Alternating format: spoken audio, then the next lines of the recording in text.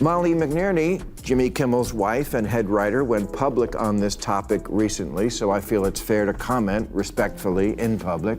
She says she's lost relationships with relatives because she wrote them an email before the election with 10 reasons why they shouldn't vote for Trump, and some still didn't obey.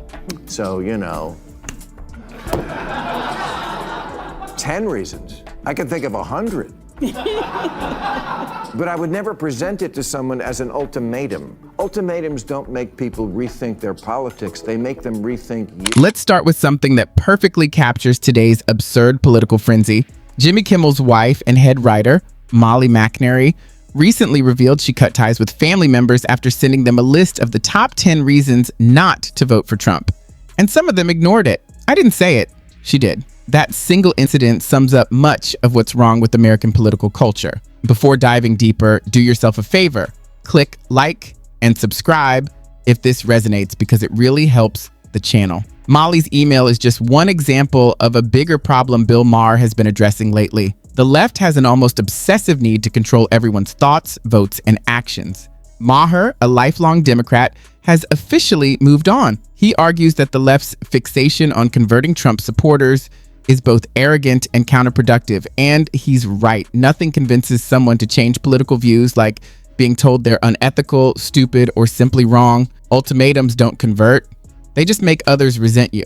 In one of his most insightful monologues in years, Maher started with Thanksgiving, once about football, feasting, and family drama, not politics. Now it's, sorry, Aunt Carol, you're not invited because your bumper sticker fails the vibe check. Maher calls it childish and notes that letting your spouse check your phone has caused more family drama than politics ever did. Tell me that doesn't hit a little too close to home. Happy Thanksgiving. I can't believe that even that now is a political issue. It is a real shame what's happened to this holiday, which used to be all about the good F's: food, friends, family, football, fun. And now it's you. You're not even invited because you voted for the wrong person. I'm so tired of liberals ghosting half this country. Conservatives do it too, but not nearly as much. Look, whoever's doing it, it's got to stop, because we're at a point now where politics has broken up more families than letting your wife see your... But here's the real issue. America's division isn't just political anymore, it's personal. People aren't just disagreeing, they're banning, ghosting, and blacklisting. This behavior, especially common among the most vocal segments of the left, is framed as moral purity and dubbed going no contact, which sounds more extreme than it really is. Maher breaks it down well.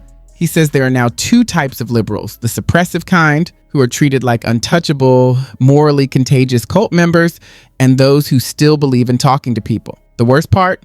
Cutting off family, writing self-righteous op-eds, and controlling dinner table conversations are all tactics of the louder, more aggressive group.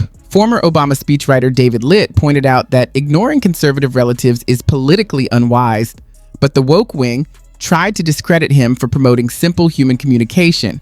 In other words, banning someone for suggesting not to ban people has become the ultimate display of tolerance. On the liberal side, there's two camps now. The we need to keep talking to people wing and the go no contact wing. That's what they call it now, go no contact. This belief that Trump voters, even if it's your own parents, are too deplorable for human contact and must be cut off.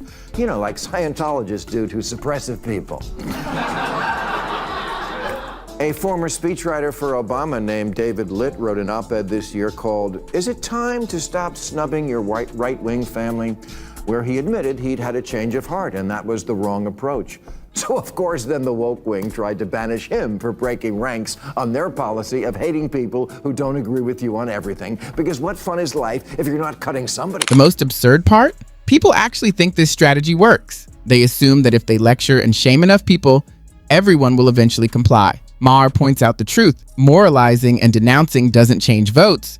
It just guarantees stronger opposition next time. The only outcome of this self-righteous exile has been more MAGA resistance. Back to Molly McNerney, she sent her family a 10-point ultimatum not to support Trump and was shocked when they ignored it. Surprised that a preachy, unwanted essay didn't convert anyone. Historically, no one ever thinks, now I see the light, after receiving a guilt-laden, shaming email. What does happen? People stop inviting you to events. Question, what has all this banishing accomplished? Oh, I know. A second helping of MAGA, that's what. Molly McNerney, Jimmy Kimmel's wife and head writer, went public on this topic recently, so I feel it's fair to comment respectfully in public. She says she's lost relationships with relatives because she wrote them an email before the election with 10 reasons why they shouldn't vote for Trump, and some still didn't obey. So, 10 reasons. I can think of 100. But I would never present it to someone as an ultimatum. Ultimatums don't make people rethink their politics, they make them rethink you. Maher also makes a sharp but honest point. Instead of sending your family a letter detailing your mistakes, why not make a power list of the top 10 reasons 77 million Americans didn't trust you? It stings because it's true. Every election loss is interpreted by Democrats as proof that America is broken, ignorant, hateful, or backward. Anything but the possibility that their own arrogance is pushing people away. Along the way, my values became code for I'm the only one with a moral compass. You know what would have been a better exercise? Write a top 10 list to yourself, where you try to imagine 10 reasons why 77 million Americans didn't want to trust you with taking power. And I say that as someone who votes Democratic.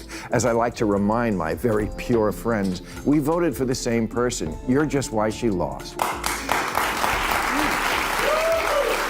This sense of superiority is everywhere. It's not that liberals can't disagree, it's that disagreement is treated as a moral failure. You become dangerous, repulsive, and unworthy of human interaction if you don't align perfectly with every philosophy, word, phrase, or hashtag. It's an extreme form of political purity testing. Maher sees this more clearly than most. Most people don't choose their political affiliation.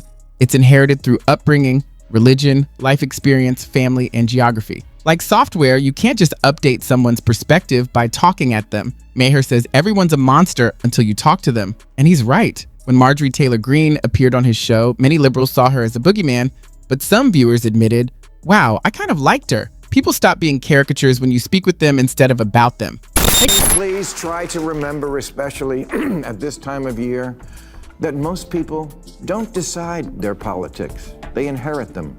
It's about where you grew up in America, what your parents taught you, your life experiences, your religion. Marjorie Taylor Greene of Georgia was here recently, and I was amazed by the number of people who reached out after the show to say, wow, I kind of like her. Yeah, that's been my line for a while. Everyone's a monster to you. Make no mistake, Maher isn't claiming conservatives don't hold extreme views. To prove that dubious ideas exist on the right, he even cites aliens, demons, and fallen angels, with Greene agreeing. The key difference: liberals treat their worldview as morally untouchable, so questioning it feels almost blasphemous, whereas conservatives may hold odd beliefs, but they aren't oppressive in the same way. Time segment that night, someone asked about the alien spaceship. Maybe you've been reading about it, the 3-1 Atlas comet that's headed to Earth and will arrive on December 19th to wipe out all life as we know it. It's a joke, don't worry. And when I quoted people in our own Defense Department who had said, well, hold on, what you think might be aliens actually could be fallen angels or demons, Marjorie agreed, saying, absolutely. She said, I'm a Christian conservative, angels and demons, that's what we believe. Okay, I think that's... But you know what? So is this a girl or a boy? I can't tell by its...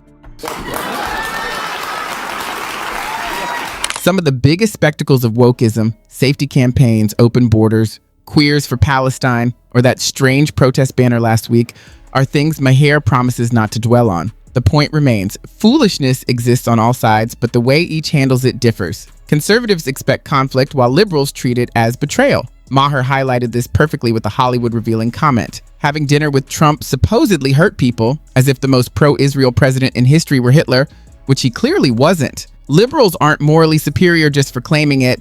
Their actions often make them seem less serious. Wokeism's greatest hits now, but the safetyism, the open borders, queers for Palestine, whatever this was. I mean, I could go on, really. There's a lot of stuff. The other side has their top 10 list, too, and some of it's pretty hard to argue with. And I know the President of the United States called a woman piggy this week, and you're a better person than me because you hate it more than I do. But I hate it, too, really. As well as 1,000 other things about the Trump administration I never stop pointing out on this show. But I'm an adult, and in the real world, there's some people you just can't stop talking to, like your spouse or partner after a bad... Maher also shared a story about Larry David, who regularly declines invitations to appear on his show, believing he lacks political savvy. Maher says he gets it now. It's not about intelligence. David has simply been immersed in the same left-wing media narrative for years. Hitler is Trump. Fascists are Republicans. Conservatives are evil. Blah, blah, blah. Spend enough time in that bubble and critical thinking gives way to rote repetition. Like your dick of a boss, like your family, and like the President of the United States. This is so childish, so purely emotional. The people who got all butthurt because I had dinner with them. You know, because he's Hitler. Except he's not. So unhelpful and dumb. Trump is the most supportive president Israel and the Jews ever had. You know, every year I used to ask Larry David to do real time, and he'd always say, Bill, I can't. I'm not smart enough about politics to do your show. Yeah, I get that now. Maher nails it. This isn't a debate or strategy, it's a sugar rush, a dopamine hit from showing how much you despise Trump. Purity politics reign. Who can express moral outrage the loudest? It's performative, serving no real purpose. Thinking that speaking with Trump would improve him is absurd. Really? He was president, and he's running again. You honestly think a cold shoulder will stop him? There is no argument here. There's just the sugar rush that the no contact people get from never coming in second in a I hate Trump the most contest. Really? That's your strategy, to go full high school and tell the guy with all the power he can't sit with you at the lunch table? To borrow a phrase familiar to HBO viewers, you are not serious people.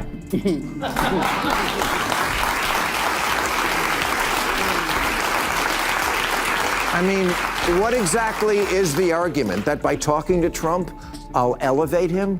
Oh my God, don't tell me he could become president. Well, I guess Ma'am Donnie is going to elevate Trump because he went to the White House today, and look who's getting along now. Here's the interesting part.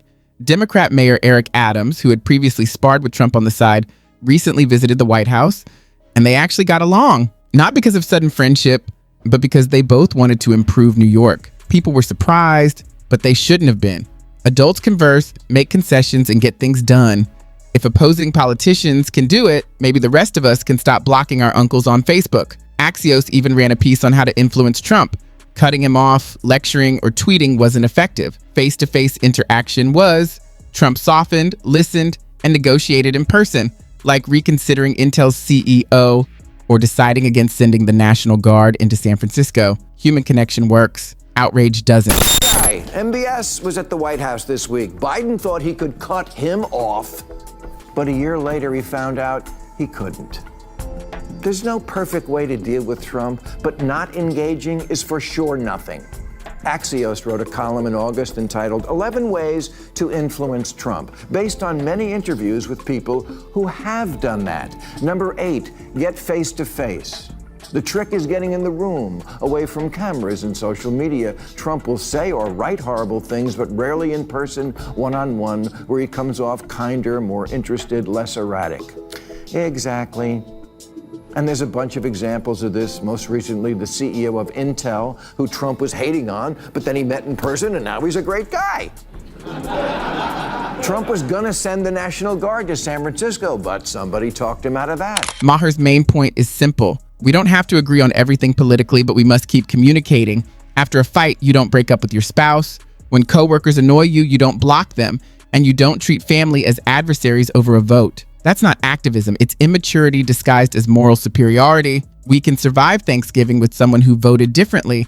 The founders made concessions to people they opposed and still built a nation that welcomed millions. This is the part we often overlook. Younger generations are watching. What they see becomes their standard. If we teach that dissent means banishment, they'll follow suit. But if we show that politics is dialogue, compromise, and understanding, they inherit something better. America is divided, yes. Fueled by media, yes, with extremists on both sides, but division is a choice. Dialogue is too. We can choose to converse, to stop seeing political differences as character flaws. We are not Republicans or Democrats first. We are complex, opinionated humans doing our best. Perhaps, just maybe, we can fix the mess we've made if we keep this in mind. That wraps up today's video. Please like, subscribe, and leave a comment if this resonates. Has politics affected your family connections? I'd love to hear your stories. Thanks for watching, and I hope to see you in the next one.